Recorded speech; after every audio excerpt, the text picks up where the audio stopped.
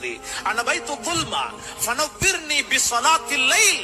என்னுடைய கபரு, என்னுடைய வீடு அது இருள் நிறைந்த வீடு. அந்த இருள் உன்னால் தாங்க முடியாது. அதற்கு நீ லைட் கொண்டு வரணும், லைட் செட் கொண்டு வரணும். அது என்ன? அதுதான் சுபஹுக்கு முன்னால தஹஜ்ஜுதுல இருட்டுல எழும்பி நீ தொழுகின்ற தஹஜ்ஜுடைய தொழுகை இருள் நிறைந்த கபருக்கு அது பல்பாக மாறி உனக்கு பிரகாசம் தரும் என்று அந்த கபரே சொல்லுது. வேறொன்றையும் கொண்டு போய்த்து வெளிச்சம் எடுக்க இயலாது. மேலும் சொல்லுகின்றதான பைத்து துராப், நான் மண் வீடு. ஃபஹ்மிலில் ஃபிராஷ், எனவே அந்த மண்ணுக்கு மேல உன்னால் படுக்க முடியாது, படுக்க முடியாது, தூங்க முடியாது. நீ விரிப்பை கொண்டு வா. அந்த விரிப்பு என்ன தெரியுமா? அல் அமலு சாலிஹ், நல்ல அமல்களை உலகத்துல செய்துக்கோ. அது உனக்கு விரிப்பாக அமையும். அதுக்கு மேல நீ நிம்மதியாக தூங்கலாம். மேலும் சொல்லுகின்றது, அன பைத்துல் அஃபாஇ, நான் பாம்புகளின் வீடு. பாம்புகளின் வீடு. உன்னை அடக்கியதோடு பாம்புகள் எனக்குள்ளே வர தொடங்கிவிடும். எனவே நீ அந்த பாம்புகளை விரட்டுகின்ற ஆயுதத்தை கொண்டு வா. அந்த ஆயுதம் தான் நீ அதிகமாக அல்லாஹ்வுடைய பெயரை சொல்லுவது, அவனை திக்ர் செய்வது. அல்லாஹ்வை அதிகமாக நினைவு கூறுங்கள். அது உங்களுக்கு அந்த கபருக்குள்ளே வருகின்ற பாம்புகளை விரட்டி அடிக்கின்ற ஆயுதமாக மாறும். மேலும் சொல்லுகின்றது, அன பைத்து சாஇல் முன்கர் வ நக்கீர், என்னுடைய வீட்டுக்குள்ளே முன்கர் நக்கீர் அலைஹிமா மினல்லாஹி ஸலாம், பயங்கர தோற்றத்தை உடைய பயங்கரமான மலக்குமார்கள் வரவிருக்கிறார்கள். எனவே அதிகமாக உன்னுடைய வாழ்விலே கலிமா ஷஹாதா, அஷ்ஹது அல்லா இலாஹ இல்லல்லாஹ் வ அஷ்ஹது அன்ன முஹம்மதர் ரசூலுல்லாஹ், அதனை அதிகமாக சொல்லு. அதனுடைய அர்த்தத்தை விளங்கு. அல்லாஹுவை மதித்து வாழ். ரசூலுல்லாஹ் அவர்களுடைய கட்டளைகளை பேணி நட. இது அவர்களுடைய அந்த கேள்விகளுக்கு பதிலாக அமையும். என்னுடைய இடம் இருக்கிறதே அபுக்க சாலிஹீன், நல்லவர்கள் கூட கபரில் வந்து அழுகிறார்கள். முன்னோர்கள், நல்லோர்கள், சலஃபு சாலிஹீன்கள், சஹாபாக்கள் கபரை கண்டு அழுவார்கள். கபரின் காட்சி நல்லவர்களை அளவைத்தது, உலமாக்களை அளவைத்தது. கண்ணியத்துக்குரியவர்களே, ஹஜ்ரத் உஸ்மான் ரலியல்லாஹு அவர்கள் மன்னரையை கண்டால் அழுவார்கள். ரசூலுல்லாஹ்விடத்தில் இருப்பீர்கள், நரகத்தை சொல்லுவார்கள், அழமாட்டீர்கள். சுவர்க்கத்தை சொல்லுவார்கள், அழமாட்டீர்கள். மன்னரைக்கு வந்தால் பார்த்து தேம்பி தேம்பி தாடி நடைகின்ற அளவுக்கு நீங்கள் அழுகின்றீர்களே என்று கேட்கப்பட்ட போது அவர்கள் சொன்னார்கள், இது சாதாரண இடமா? அவ்வளவு மனாசிலில் ஆகிரா, கபருதான் ஆகிரத்துல நாங்க சந்திக்கவிருக்கின்ற பல ஸ்டெப்ஸ்ல முதலாவது ஸ்டெப்ஸ் கபரு. இங்க தப்பினா எல்லா இடத்திலையும் தப்போம், கபூர்ல மாட்டினா எல்லா இடத்திலையும் மாட்டி நரகம் போயிடும். எனவேதான் ஒவ்வொரு மனிதனும் கபருடைய வாழ்விலே தன்னை பாதுகாத்துக் கொள்ளவன். ஹாரூன் ரஷீத் அவர்கள் மரண படுக்கையிலே இருந்தார்கள். சொன்னார்கள், இப்படியே என் உடம்ப தூக்கிட்டு போயிட்டு என்னை அடக்கவிருக்கின்ற கபரை எனக்கு காட்டுங்கள். மரண படுக்கையில மையவாடியை கூட்டு போயிட்டு என்ன அடக்கவிருக்கின்ற என்ற கபரை காட்டுங்கன்னு சொன்னார். சுமந்து சென்றார்கள். அந்த கபரை பார்த்ததோடு அவர்கள் அழுது விட்டார்கள். பிறகு அவர்களுடைய நண்பர்களை பார்த்து சொன்னார்கள், மா அக்னா அன்னி மாலியா, என்னுடைய சொத்து, என்னுடைய பணம், என்ற சம்பாத்தியம் இங்க எனக்கு எந்த ஒரு உதவியும் செய்யாது.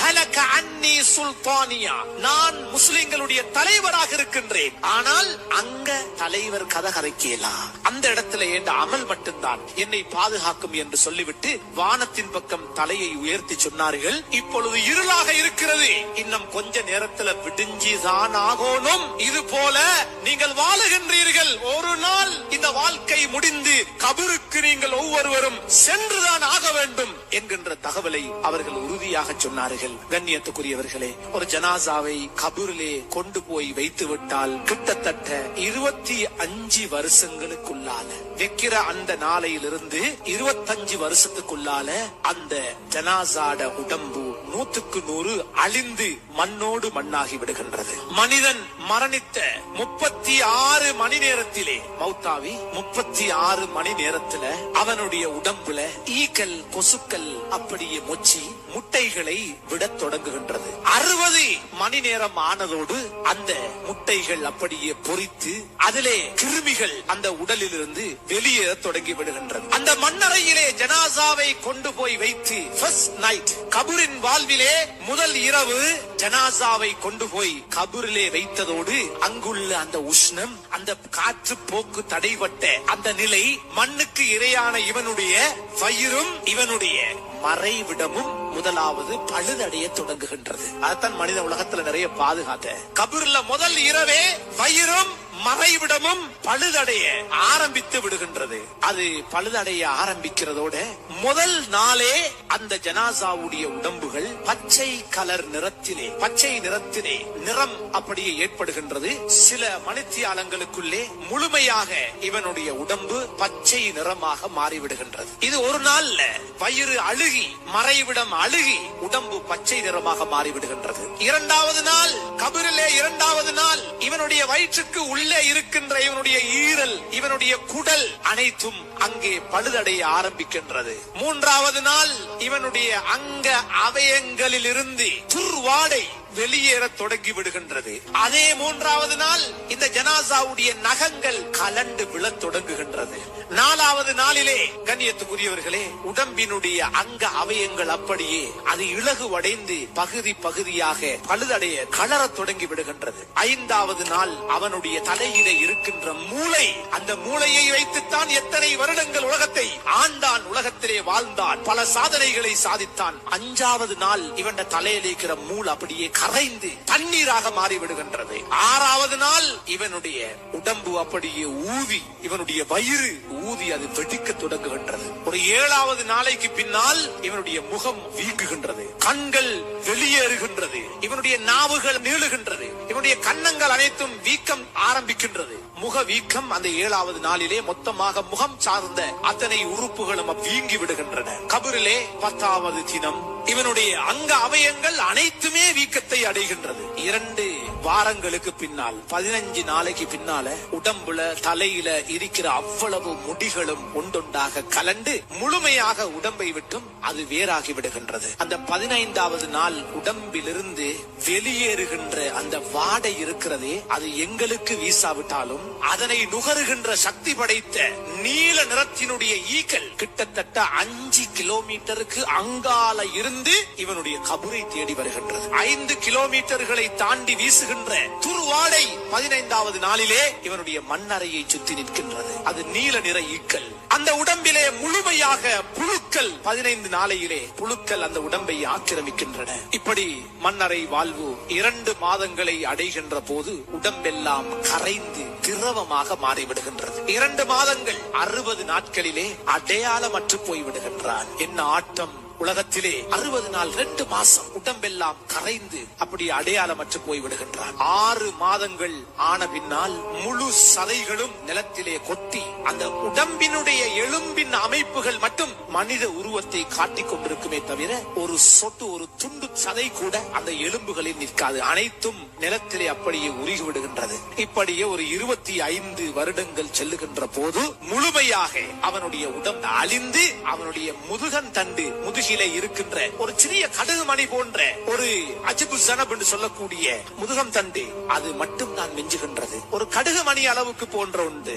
அதை வைத்துதான் அல்லாஹ் எங்களை மீண்டும் கியாமத்திலே எழுப்புகின்றார். ஸல்லல்லாஹு அலைஹி வஸல்லம் அவர்கள் சொன்னார்கள், யஅகுலு துராபு குல்ல ஷைஇன் மினல் இன்சான் இல்லா அஜ்ப ஸன்பி. அவனுடைய அந்த கடுகு மணி போன்று இருக்கக்கூடிய அந்த முதுகந்தண்டை தவிர அனைத்தையும் இந்த மண் அதனை சாப்பிட்டு விடுகின்றது என்று ஸல்லல்லாஹு அலைஹி வஸல்லம் அவர்கள் சொன்னார்கள். எனவே இஸ்ராயில் அலைஹிஸ்ஸலாம் அவர்கள் மலக்குமார்கள் மனிதனுடைய ஜனாசாவை குளிப்பாட்டுகின்ற போது சப்தமிட்டு கேட்பார்கள், ஐன சம்அக், உன்னுடைய காது எங்க? அனைத்தையும் கேட்டுக் கொண்டிருந்தாயே, இப்பொழுது உன்னுடைய காது எதை கேட்கின்றது? ஏன் நீ செவிடாகி விட்டாய்? உனது பார்வை எங்கே? அனைத்தையும் பார்த்து சுற்றி திருந்தாயே, எங்கே உன்னுடைய பார்வைகள் குருடாகி விட்டன? ஏன் நீ ஊமையாகி விட்டாய்? உனது நாவுகள் ஏன் பேசுவதில்லை? உனது நறுமணங்கள் எங்கே? நீ பூசிய வாசங்கள் எங்கே? ஏன் இப்படி மாறி போயிருக்கிறாய்? உனது சொத்துக்கள் எங்கே? வெறும் ஏழையாக ஒரு சலமும் உன்னுடைய உடம்பிலே இல்லாமல், ஒன்றுக்கும் சொந்தமில்லாமல் இப்படி நீ இருக்கிறாயே என்று மலக்குமார்கள் குளிப்பாட்டுகின்ற போது இவனை நோக்கி பல கேள்விகளை கேட்பார்கள். அந்த கபரிலே வைக்கப்படுகின்ற போது கபரு சில கேள்விகளை கேட்கும். நீ உலகத்தை தேடினாயா அல்லது உலகம் உன்னை தேடிருச்சா? சிலர் உலகத்தை அடைந்திருக்கிறார்கள், இன்னும் சிலரை உலகம் சம்பாதித்துக் கொண்டது. அவங்கள ஆகரத்துக்கு விடவே இல்லை, பள்ளிக்கு விடல, நல்ல அமல்களுக்கு அவங்கள துனியா அவங்கள உடல்ல, முழுக்க முழுக்க சிலரை துனியா அப்படியே பிடித்துக் கொண்டது. அதான் கபரு கேக்குது, நீ உலகத்தை தேடினியா அல்லது உலகம் முழுக்க ஒன்ன புழுங்கிருச்சா?